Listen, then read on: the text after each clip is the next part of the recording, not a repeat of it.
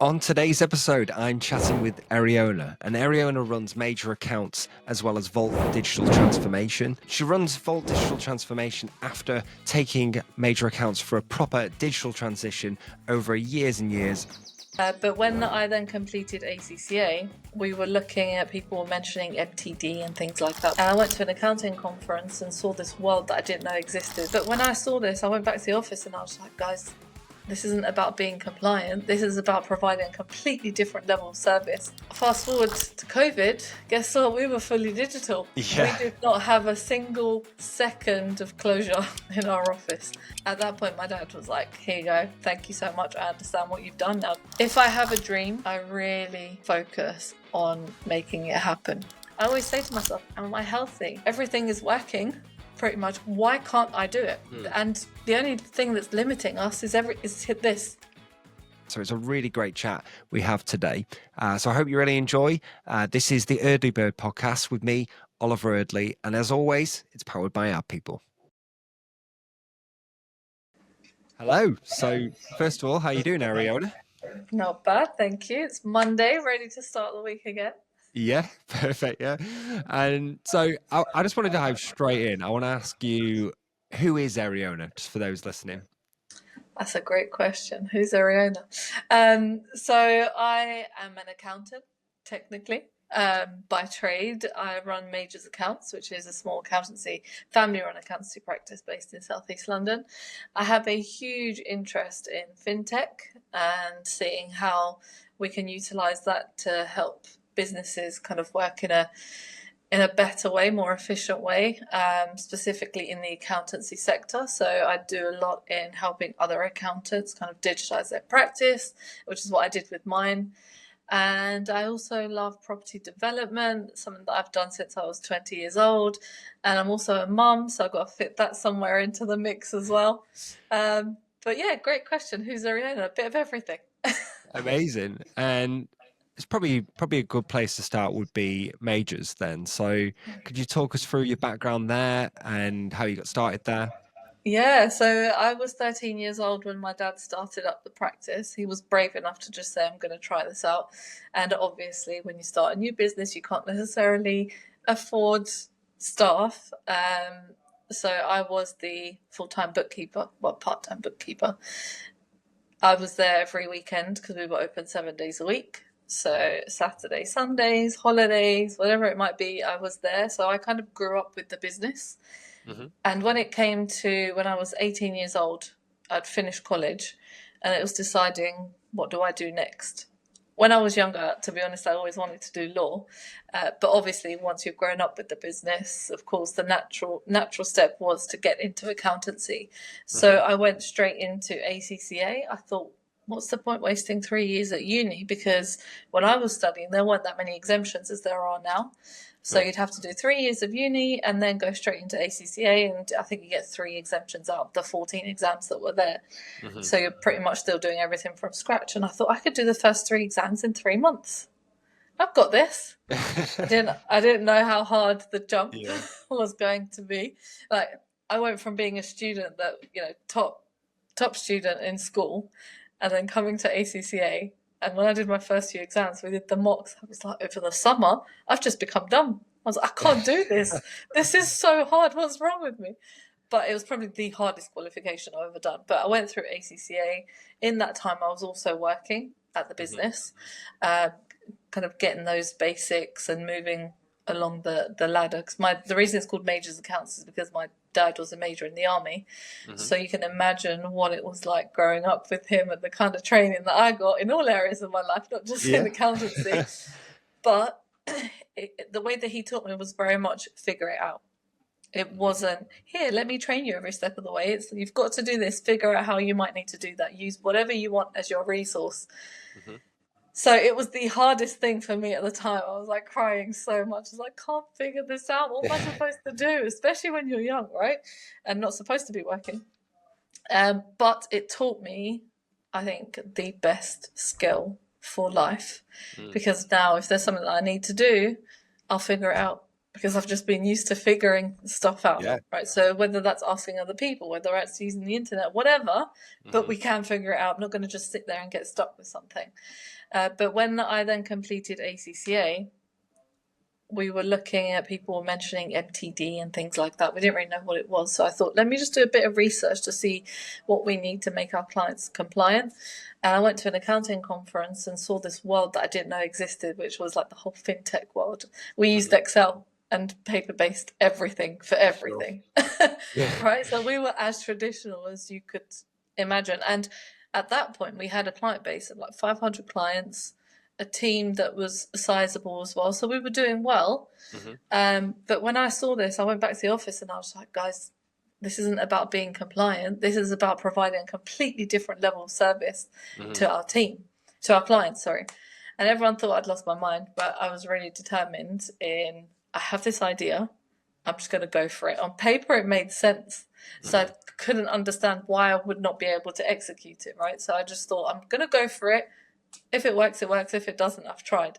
Not the greatest news for my dad, who's built this business. And I just said, you know, everything you've done, I'm going to like destroy everything. Just going to and scrap start, that. Scrap everything and start from scratch. I'm going to get rid of all of these clients that we don't want to work with. And I think there are some other clients that could really use our help in other areas. And he just looked at me like, yeah, sure. Okay.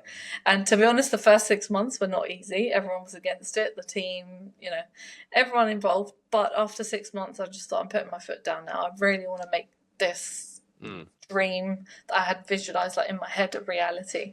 And we did. And unfortunately, in that process, we did lose a lot of team members who didn't believe in what we were doing at that time.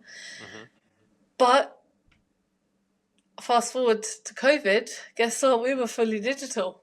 Yeah. We did not have a single second of closure in our office. Our team went straight to remote working.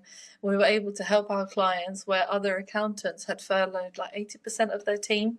And for us, we were working at full capacity. And I was actually working from 9 till 6 was like our opening hours. So we were just dealing with clients and being their therapists and letting them know what's happening. And then from 6 till around 3-4 in the morning is when I actually got work done, because that's the only time I actually had the opportunity to, because everyone kept calling during the day. So we were working at like max stretch. Like it was the hardest thing we ever did. But if we hadn't have been digital, we wouldn't have even been able to do that. Sure. Yeah. Because our office was open plan. Well, the team were in the office. We wouldn't have been able to have them all in at the same time. So that, I think, at that point, my dad was like, here you go. Thank you so much. I understand what you've done. Now just take it and run with it. I was like, I already ran with it ages ago, but okay. So because of what's happened since then, you know, my dad's gone from working 7 days a week to 3 days a week, a few hours each day, just because he likes coming in, to be honest, not because he needs to be here. And I'm also working so much less, because I was working 7 days a week as well in the business. I'm working so much less as well, and it's freed up time for us to be able to enjoy life a little bit as practice owners, which so many don't do. But also start getting involved in other projects and other interests that we have, and I'm being able to enjoy my kids more. So I do the pick up, drop off, you know, all of that stuff, and enjoy my business. But for our team, they love it because it's a lot more flexible. The kind of work they're doing is much more interesting. It's not keying in things anymore. It's just analysing and then planning for the future. And then for our clients, they're getting all the information that they need in real time. You know, we're able to talk to them about, have you noticed this is happening in your business? Have you thought about doing X, Y, Z? Or did you realize that this particular product or line of service is not really giving you any profit, but if you do this, it's just opening their eyes to something which they didn't realize before. So being able to do that and to not work with just anyone, you know, work with people who appreciate what you're giving them and are happy to move forward to try and achieve those goals that they have. We've gone from a kind of conveyor belt, here's your tax return, done next year, you know, because we didn't have time to do anything other than that, to now let's plan. And that has meant that, yes, we've reduced our client base. I have reduced it from, I think we're at 3,000 or so clients when I started this. Wow. And now We've just grown a little bit, actually. It went down to 750, but now we're around 800 or so. We've started to grow again, but being really specific about who we want to work with. It's not just, we'll work with anybody. And we have niched into the property and development sector because we're developers ourselves, so we see there's great synergies there. But yeah, so it's completely changed our lives, and that's kind of one of the reasons why I've really wanted to help other accountants, because they don't realize it until it's done. Throughout the whole process, it was the hardest thing I've done. But every step of the way I was just like, really hope this is gonna work. I didn't realize that it would give me my life back. I thought that we're gonna build a business that will provide a better service, and hopefully the team will enjoy what they're doing more.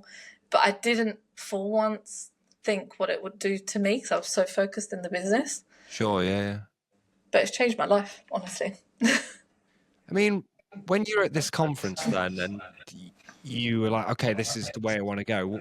What about that made it so important for you? Because obviously to go and drive this new initiative within the business, that was obviously got quite a bit of pushback at the start. What gave you the strength to want to do that? When I went to this conference, the way that I saw accountants working together, sharing knowledge, helping each other, whether that was in the breakout sessions, which I'd never seen before, accountants sharing how they price, how they speak to clients, what kind of services they provide, or looking at the tech and seeing how we could completely get rid of a whole load of manual work. That was just, to me, like, wow, I didn't know that. One, I could get all this knowledge from this industry where traditionally we don't speak to our colleagues, other accounting practices, because we might share knowledge that's our secret way of working, and they might take our clients and all of that rubbish. It's changed a lot since then, and it's changing on a daily basis. But I wanted to be a part of this world.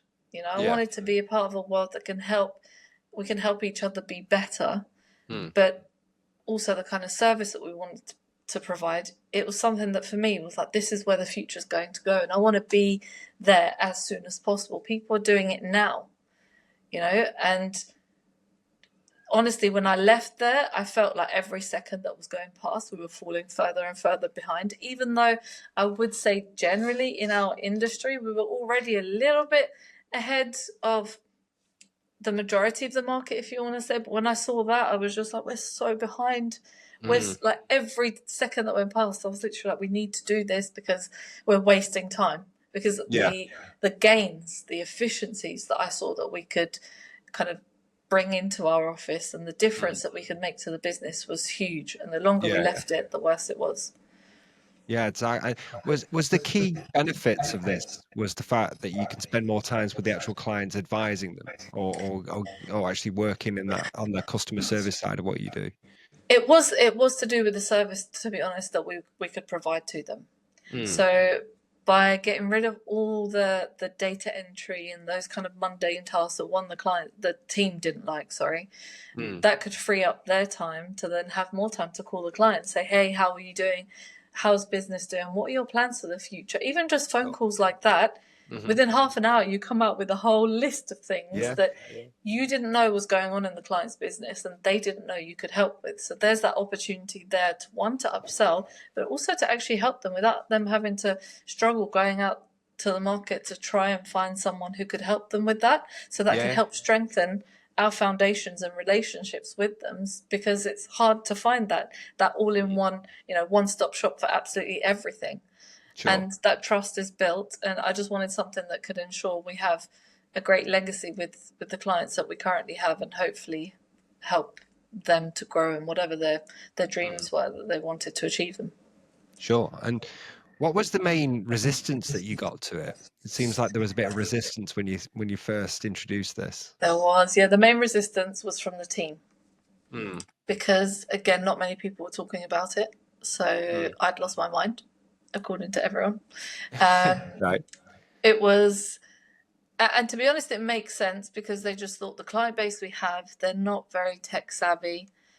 They don't like tech. They like to come in, speak in person, hand everything to us in person. So they're not going to like it. So if they don't like it, they'll go to somebody else, and then there'll be no business left.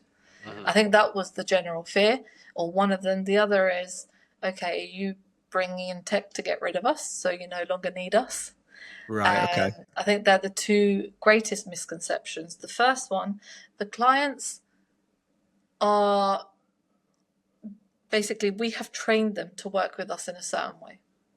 And they've stayed with us because they like something about us, how we work with them, how we communicate with them. They trust us, whatever it may be.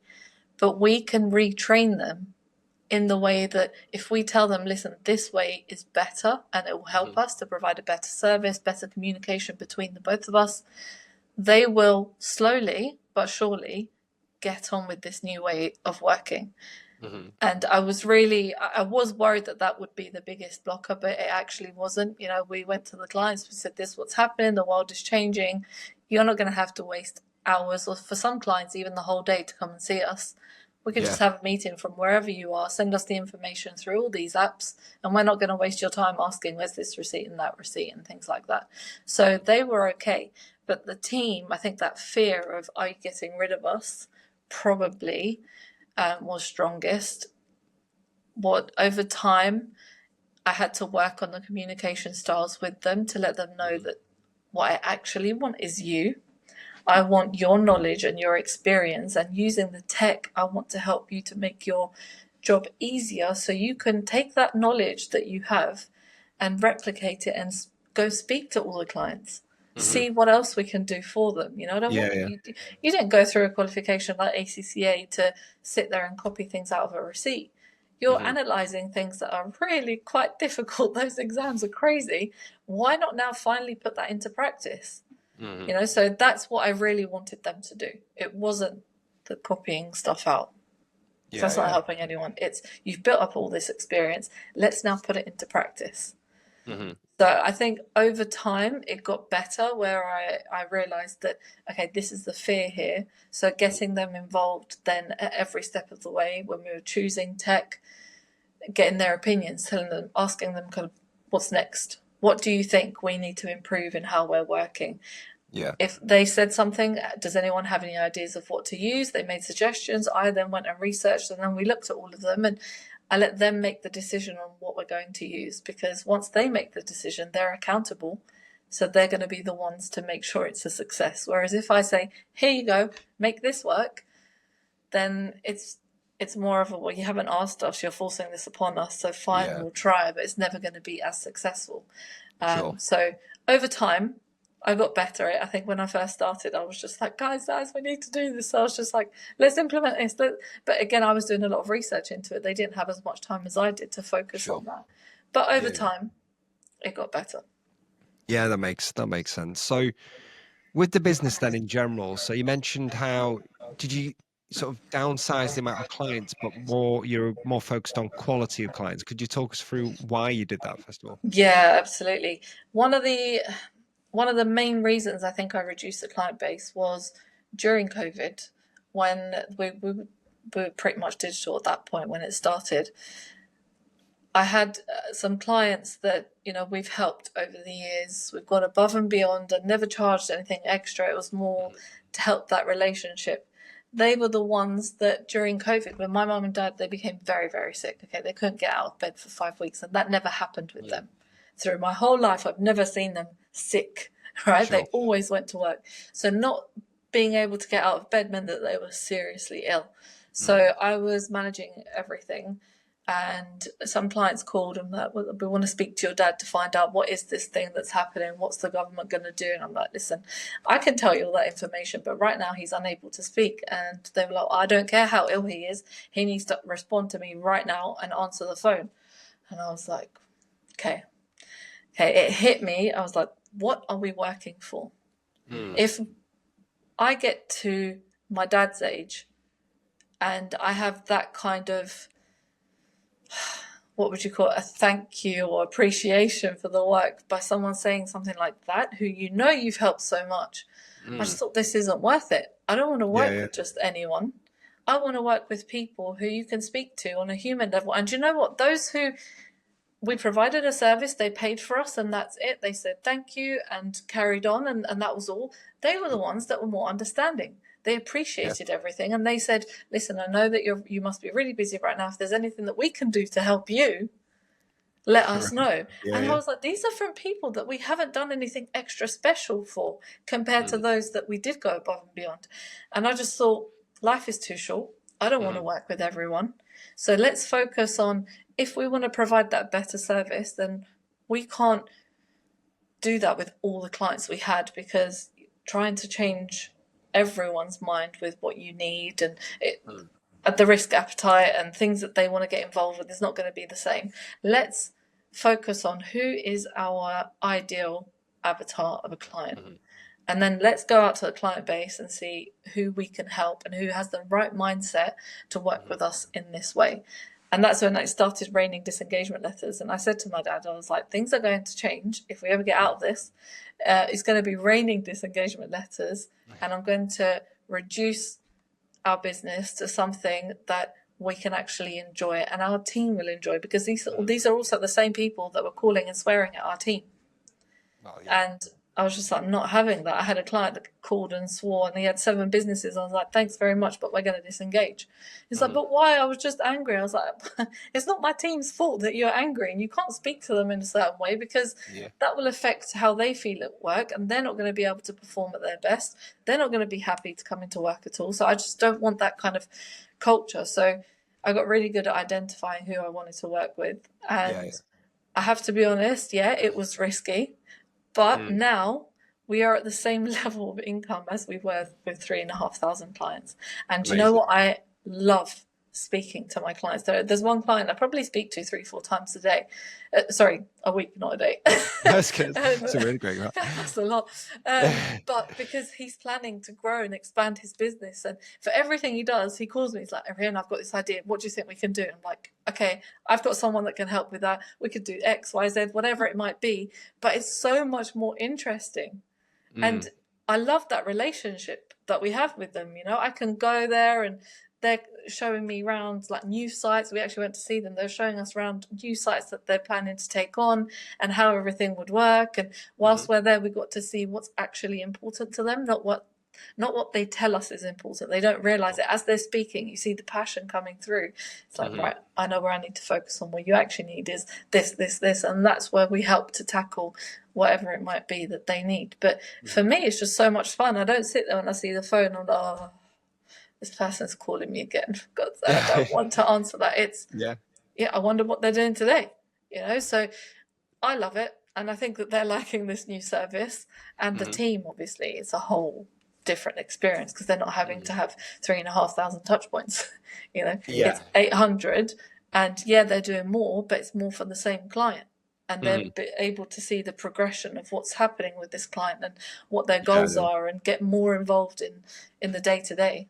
So, they get to actually, know the client better, get to understand their business better. Absolutely. You have a bit more ownership of that. It's a good thing. So, hi everyone, just a quick break in the show just to say thank you for tuning in. Please like and subscribe because it really helps us grow the channel. This podcast is brought to you by Ad People, a digital marketing agency that's been helping small to medium-sized businesses grow for over 2 decades. If you're looking to get more clients for your website, then Ad People's team of experts can help you make that happen. Drop them an email at consult@addpeople.co.uk for a free, no-nonsense chat about where you are now and where you want to be. Don't forget to mention the Eardley Bird Business Podcast is how you got there for exclusive offers and discounts. All right, let's get back to the episode.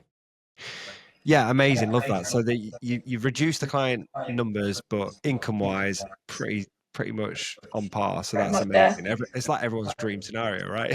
Honestly, it's been so hard to do, but so hard mentally more than anything else, because it's convincing yourself that this is going to work and being confident in yourself. But obviously, when you see client numbers going down and clients leaving, you almost feel like, like you've spent time to build those relationships, but it's recognizing that if it's not right, then it's not going to help anybody. But saying goodbye to those relationships is not easy, and it can affect you mentally. But if you're kind of determined in your end goal, then it's worth it.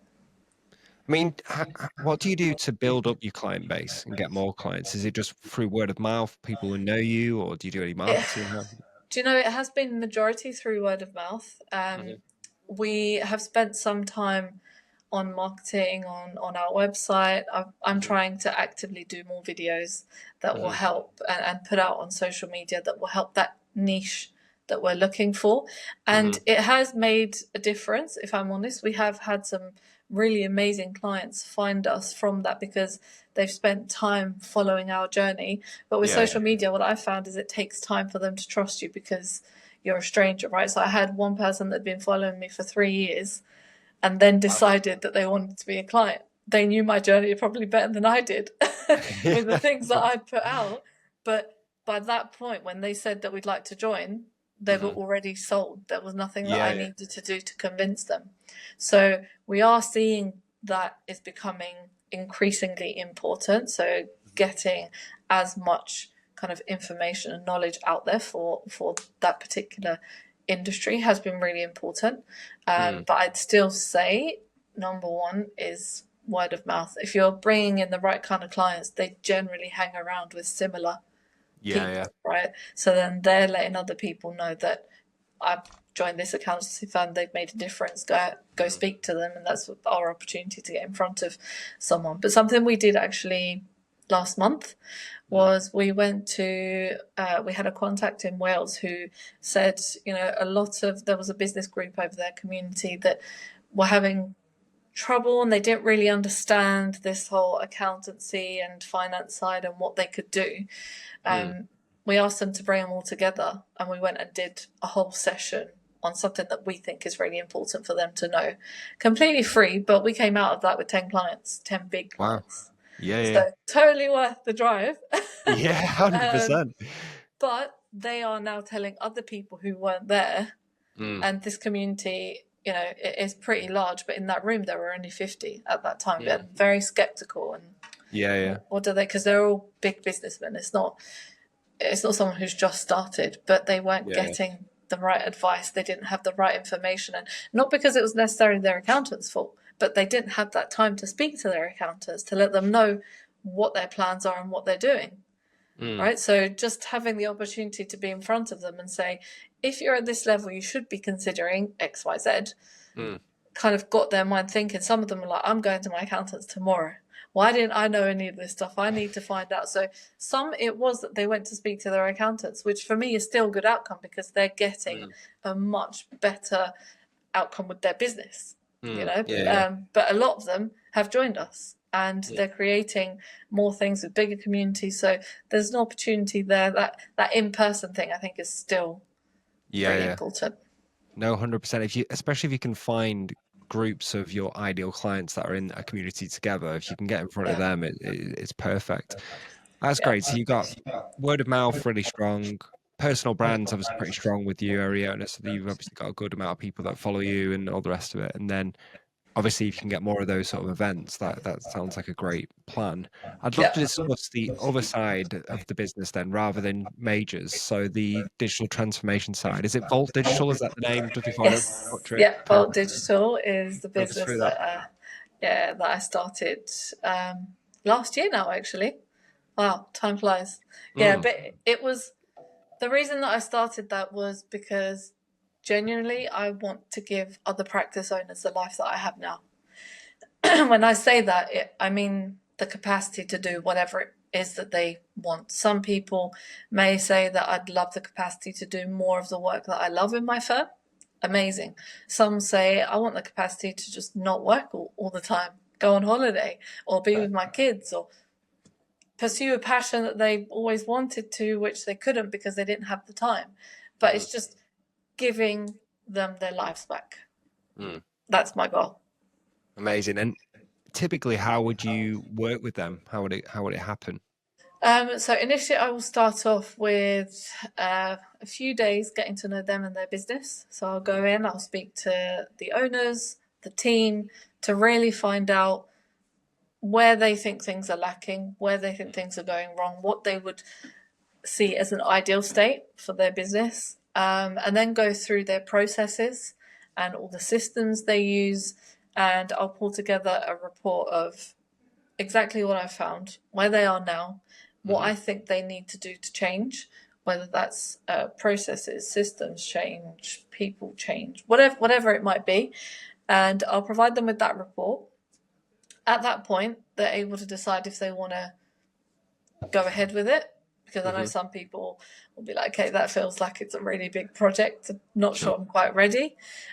Or some people say, yep, I know what I need to do now. I think I can do it myself, which is amazing. And then others might say, yep, we're ready to go ahead, whether it's with everything I've proposed or one or two of the things that I've proposed, but I will help them to then go through and make all of those changes for them.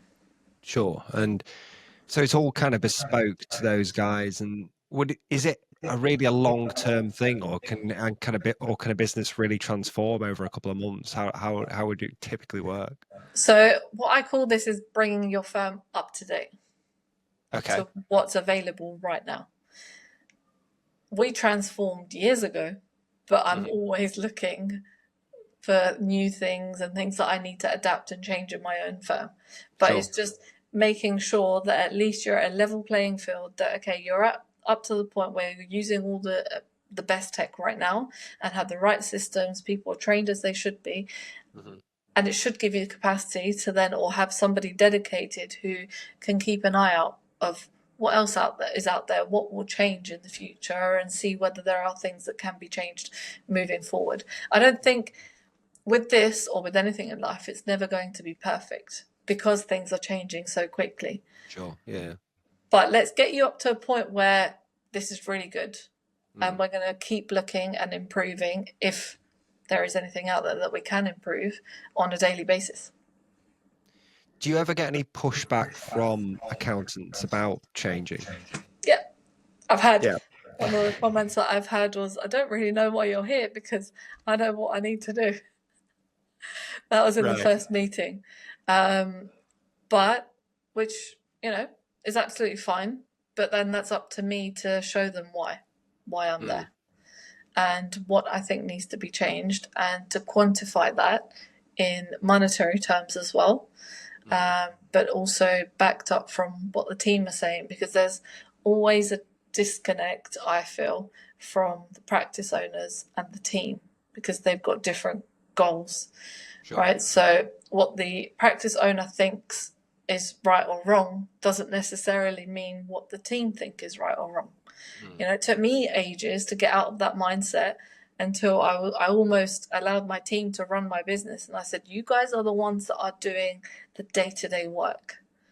I can't tell you how you should be doing your work because I'm no longer doing that everyday work, right? When I did it, I remember that I needed X, Y, Z to be super efficient. But things have changed.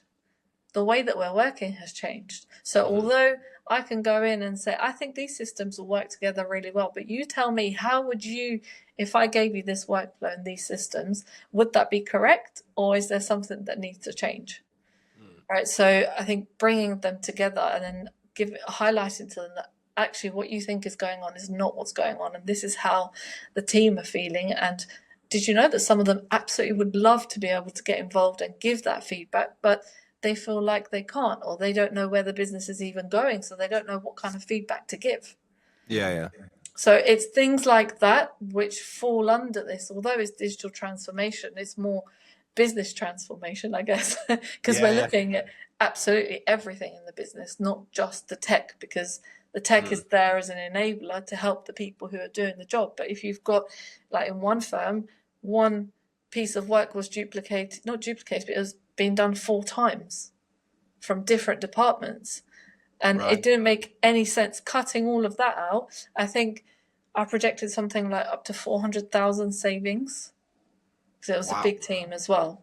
But that's because they didn't realize how many times the same thing was being done.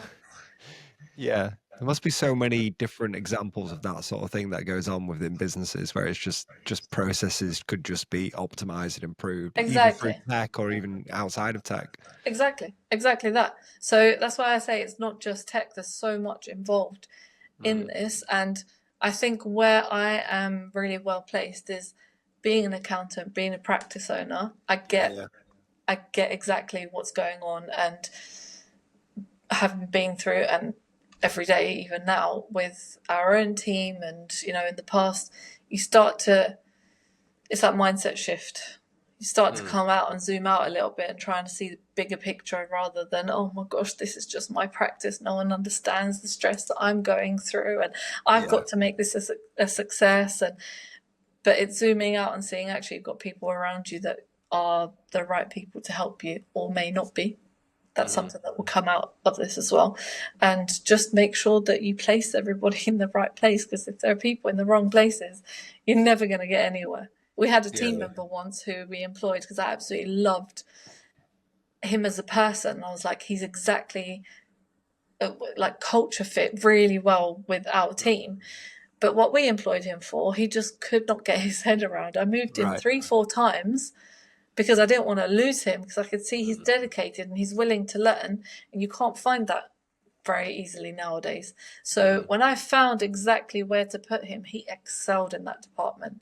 He made such a difference. Like, a load of my work was just taken off my plate because he was really like meticulous attention to detail.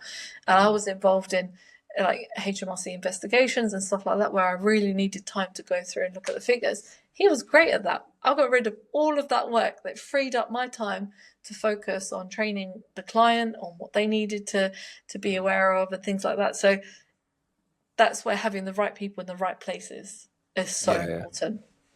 Amazing. And so it'd be great to know, obviously you've got the two different types of businesses. They're similar in a way because they're both service, right? So do you market them in different ways, or do you get clients in different ways?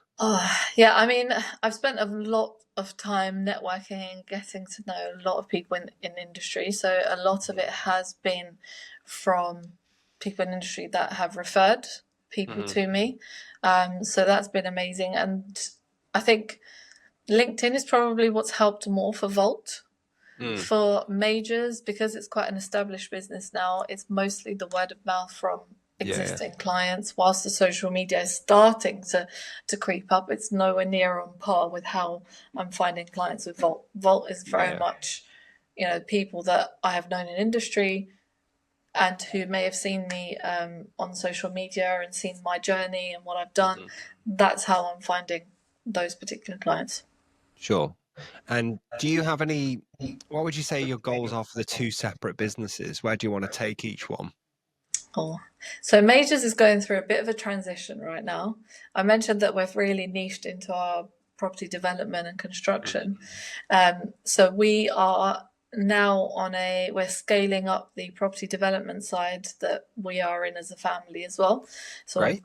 In the process, or have bought 4 properties in the last month of different like levels. 2 of them are land. One is a complete rundown property that needs a full refurb and a load of stuff doing it to it.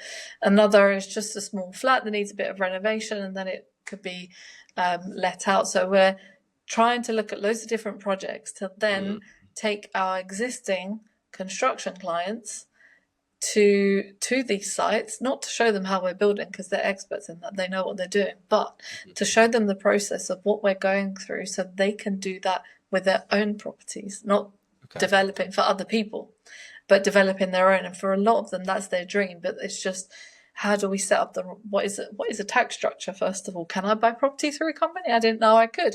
How do I get finance? No one's going to give me that. What's the legals look like? But how will I exit? Do I sell it? Do I rent it? Where do I get the money to build? There's so many questions in that process. So we're trying to make that a lot more accessible to them, almost holding their hand throughout the whole thing and saying, actually, we've got a network of people around us. We can make that a reality, but they need to be able to come and see so it's tangible, not just us talking about this like airy-fairy dream, you know. It's, look, we're doing it. This is how you're doing it. And bringing them around to the projects to see what we're doing makes it kind of hit home. And we've already started working with so many clients, and I'm really excited for them. They're really nervous because this is something that's, you know, we really want to do it, but we're really scared. Does it actually work? So that's what we're really focusing on with Majors, as well as our own property portfolio. But with Vault, I have a few things that I'm planning with that, apart from the consultancy, going in and helping them and then actually doing the transformation for them.